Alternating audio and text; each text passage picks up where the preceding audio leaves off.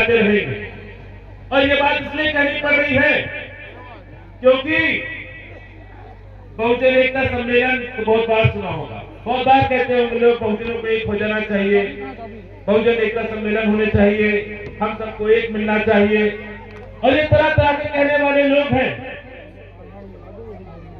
एक वो लोग कहने वाले लोग हैं जो आपके सामने सिर्फ मंचों को सजाएंगे और मंच के ऊपर अपनी चमचमाती गाड़ी से आकर के बैठ जाएंगे और आपके बीच में बहुजन एकता का नारा बुलंद करने की कोशिश करेंगे।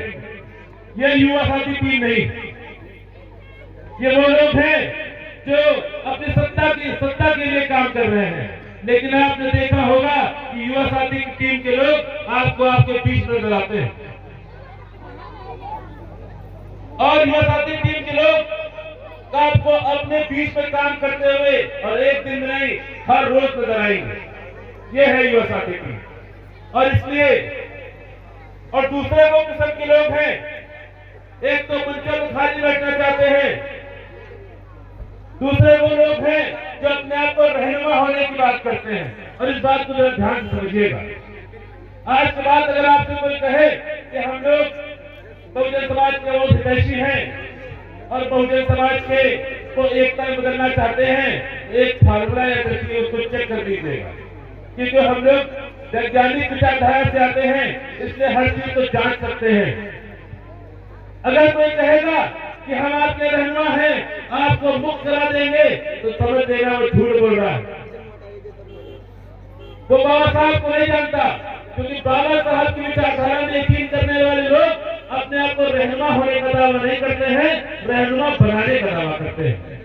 और इसीलिए माननीय कांशीराम साहब कहते थे कि मैं समाज में नेतृत्व बनाने निकला हूं। और आज मुझे ये बात कहते हुए गर्व हो रहा है कि युवा साथी टीम जिन उद्देश्यों के लिए काम कर रही है, उसमें से एक उद्देश्य है कि हम लोग आम दिनों के भीतर आपके भीतर नेतृत्व पैदा करने का काम करेंगे।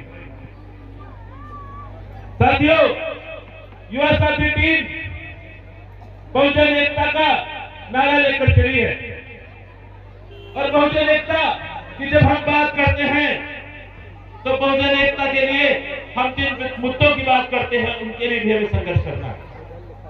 और इसलिए हमें समझना है कि किस तरीके का समाज हम बनाने निकले हैं। आखिर युवा साथी टीम के लोग चाहते क्या हैं और हमको बहुजन एकता के बाद कौन से समाज को निर्माण करना है। तो साथियों की बात हो रही थी, रविदास की बात हुई, कबीरदास जी की बात होती है, तो मैं कहना चाहता हूं कि युवा साथी टीम रविदास जी के उसी बेगमपुरा को बनाने के लिए है। रविदास जी कहते थे कि उस शहर की बात करते थे जहां पे बेगम है, जहां पे कोई गम नहीं है। ऐसे इस शहर को बनाने के लिए युवा साथी टीम आज प्रतिबद्ध है और काम कर रही है। साथियों, अगर हमको बनाना है बहुजन एकता के बाद अगर हमको कोई चीज बनानी है तो कबीरदास जी के सपनों का प्रेम नगर बनाना है, जहां सब समान होंगे और एक दूसरे से प्रेम करेंगे। अगर हमको कुछ बनाना है तो बाबा साहब के सपनों का प्रबुद्ध भारत बनाना है, जो समता और बंधुत्व के नारे पे बनेगा। साथियों, और जो हम लोग की बात कर रहे हैं तो आपको तरह तरह के लोग मिलेंगे। कुछ लोग तो ये भी कहते मिलेंगे कि आप तो बड़ी बड़ी बातें कर रहे हैं, आप तो कह रहे हैं कि हमारे साथ बड़ा अत्याचार हुआ, बड़ा अनाचार हुआ है, लेकिन देखो आज सब बराबर हो गए। और ये बड़े बड़े राजनीतिक मंचों से कहा जाएगा कि हम सब बराबर हो गए हैं, आज देखो हम आपके साथ बैठ खा लेते हैं, आपके साथ उठ लेते हैं, क्या दिक्कत है। तो मैं उनको बताना चाहूंगा, इस मंच से उनको बोलना चाहूंगा कि अगर हम और आप एक हैं तो पठानी टोला में सैकड़ों लोगों की मौत नहीं होती।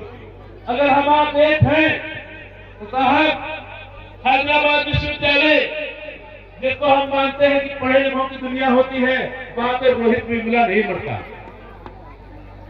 अगर हम आप एक जैसे होते तो आज जो हम सुनते रहते हैं, कभी मध्य प्रदेश में, कभी राजस्थान में किसी को मूंछ रखने के लिए मार दिया गया, किसी को घर से बाहर निकलने के लिए मार दिया गया, किसी ने चप्पल पहन के निकल गया तो उसको मार दिया। ये नहीं होता। इसका मतलब एक ये है कि हम आप बराबर नहीं हैं, और इसका दूसरा मतलब ये है कि हमको लगातार संघर्ष करने की जरूरत है।